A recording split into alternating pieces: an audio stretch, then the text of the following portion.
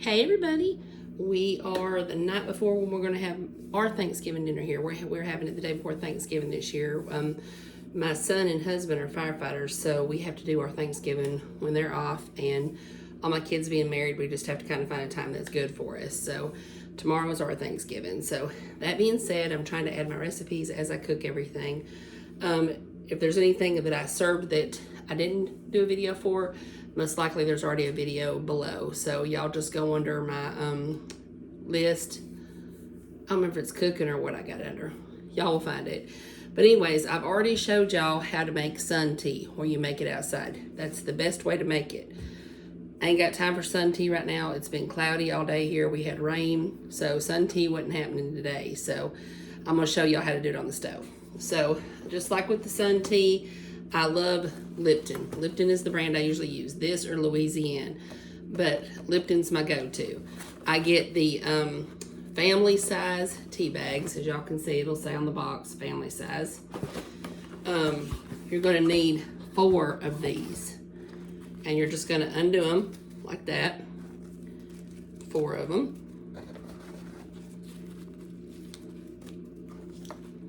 There's 4. Kind of put those thingies together. You're gonna lay them. You don't want it where it's gonna kind of go around your handle. I'll show y'all closer so you can see. Kind of just take your tea bags, set them in there, take the string and go around your handle. That way your bags don't catch fire on your burner. You're gonna add water about, with this saucepan, probably a little less than half full. So let me add that water real quick. You're gonna want your tea bags to be fully submerged. Now the reason sun tea is better is it's slower, and when you tend to cook it on a stove, the taste just isn't as good. So we're gonna put this on the stove on high, and it's just gonna take a little bit, and what we're gonna do is wait for that to start boiling. Just as soon as it starts boiling, don't let it boil over, I would say 30 seconds, because 1, it's gonna boil over onto your stove. 2, the longer you boil it, it's gonna give your tea a, I don't know what kind of taste you'd call it. It's not gonna taste as good. So just get that off the stove as you can. While we're waiting for that to do its thing, I'm gonna use my little sun tea jug, glass jug. You can get the plastic ones if you want, but this is the good old Southern way of doing it, a glass jar. They used to get the pickle jars. People used to buy pickles in bulk, and they'd clean out the pickle jars and use them. So if y'all can find a glass jar, I found this one actually at a yard sale, and I was so tickled when I saw it because it said sun tea, and I thought it was the cutest thing. So you're gonna get your sugar. I'm trying to finish my sugar up from my cannon over here. I still have it in the bag, so I'm hoping I get it used by Thanksgiving. So you're gonna put in, now, some people just do 2 cups. This is gonna be sweet tea. In the South, we don't drink unsweet tea hardly at all. It's just not as good, I'm sorry. But unsweet tea, most of the people that drink it in the South will add like Splenda to it.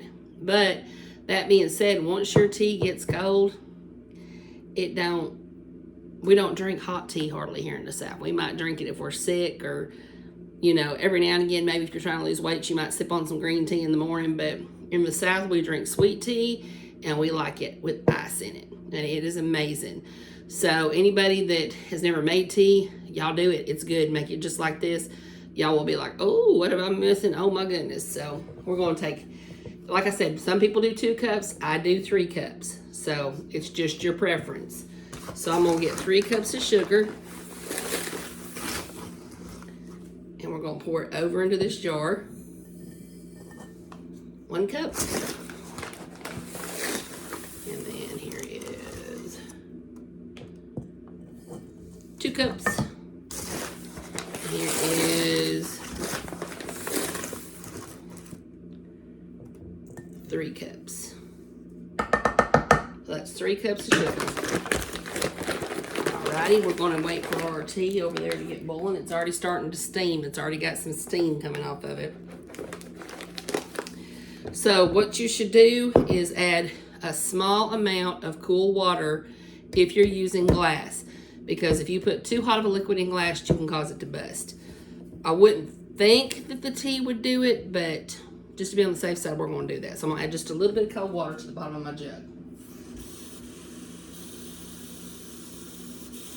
You're just going to want to get enough maybe just to kind of go over your sugar. And then you're going to need a large spoon to stir this with, y'all. So be sure to get you a big old long spoon. Probably the longest spoon you got. I'm going to go with this, well, we'll use this one, metal one that's got holes in it. I love these metal spoons. They sell them at Sam's. They're the best for cooking. I just absolutely love them. All right, y'all hear this starting to simmer? Let me bring y'all over here and show you what it's doing. See how that's already starting to simmer? It's starting to come to a boil, so we're going to wait just a little bit. You want to give it time to get a darker brown, so maybe a little bit longer than 30 seconds. I'd say maybe about a minute. Usually a good rolling boil when it starts bubbling on the very top is what you want to bring it to. I'm just going to hold this here so y'all can see what I'm talking about. See how it's starting to roll at the top? How it's starting to get bubbles and boil up? That's almost to where we want it to be. And that's probably right there about where we want it. I'm going to go ahead and turn that eye off. And you can smell it, and it smells good. So that's where you want it, right there, a rolling boil, just like that. Okay? Once it gets to that point, that's right there. You don't want it to do no more. See how it's getting a lot of bubbles? If you leave it, those bubbles are going to rise, and they're going to come out over your thing. One way to prevent that is to put a wooden spoon over the top of it, but you don't want your tea in there that long anyway. So I'm going to go ahead and take this off, bring y'all back over here to my counter so you can see what we got going here. All right, you're going to want to take your spoon. Usually I do this over the sink, but I got some dishes in there I got to wash, so we're not going to do it over the sink tonight. You're going to want to take your spoon and hold on to those tea bags so they do not fall into your... You can actually hold on to the strings too. Let me get the strings and hold on to them. That's going to make it a little easier. Grab those strings. Hold them with your handle. But hold those tea bags with your spoon, and you're going to want to pour it over. See why I do it over the sink? It's messy when you try to do it on the counter. But when your sink's full, you ain't got no choice. You got to do what you got to do. Then you're going to take your spoon, you're going to press on your tea bags to get all that good yummy liquid out. That's where your flavor is. Press them flat and get it out. Go. All right. Once you do that, let me clean this tea up real quick, y'all. I don't want it to get on my mama bought me a pretty little Christmas mat for my dishes, and I don't want to get it stained. Tea will stain. Did y'all know you could dye stuff with tea? I've had things that were white before, like shirts, socks. Boil you some tea up. Put it in a bowl, put your item in there, and you'll have a cream shirt the next day. And even when you wash it, it's still cream. Just an old-fashioned way of dyeing stuff. So you're going to go ahead and stir your sugar now, because you want your sugar to be good and dissolved. So just stir that up, because that tea's hot, and it's going to dissolve those sugar crystals. And just kind of stir it till you don't feel any more sugar lumps, and you don't really see sugar crystals float. Then you're going to add water to the very top lip of your jar, a gallon, up to a gallon. So let me go ahead and turn my water on, or we can add that. And be careful because your tea jug is hot. As you add the water, it will cool down some, so y'all know. But you're just going to fill that up to a gallon.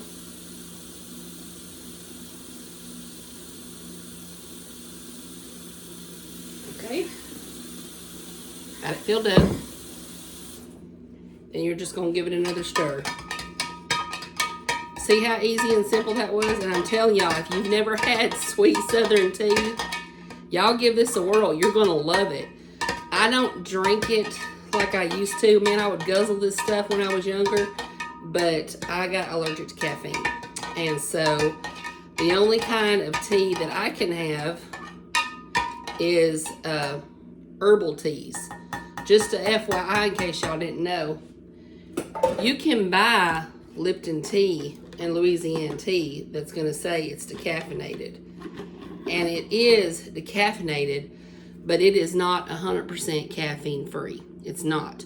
The only tea that you can get, let me show you for instance, that is 100% caffeine free is going to be a herbal tea. And Celestial Seasonings, if they say decaf, then they are decaffeinated. You can see it says decaf up here. They are 100% caffeine free.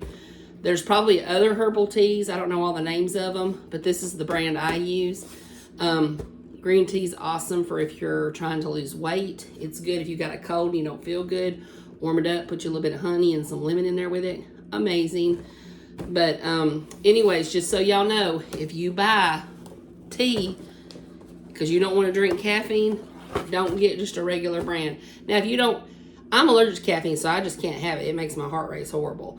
So if you just want less caffeine, by all means, go ahead and buy their caffeine free.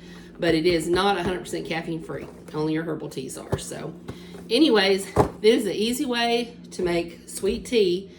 Now, if you want to make unsweet tea, the only difference is you don't put your sugar in the jar. You would add half a gallon of cool water, and then once your tea boils, you would just put that over in here, no sugar. That's the only difference. So then you could add your sweet and lows and all that later. You can add your sweet and lows, Splendas, whatever it is you use to make it where it's sugar-free if you're a diabetic or something. So you could even buy the Splenda. As you know, if you're diabetic, they make Splendas in like boxes like this. And you could add it while it's hot, which would probably be better than adding it while it's cold. So just so y'all know, that's how you make good old-fashioned Southern tea. But try the Sun tea. Honestly, y'all, it's got such a different flavor. If you made a gallon of this and a gallon of Sun tea, you'd be able to tell the difference in them. It's going to taste better. But I was in a hurry. Maybe they won't notice. They probably won't.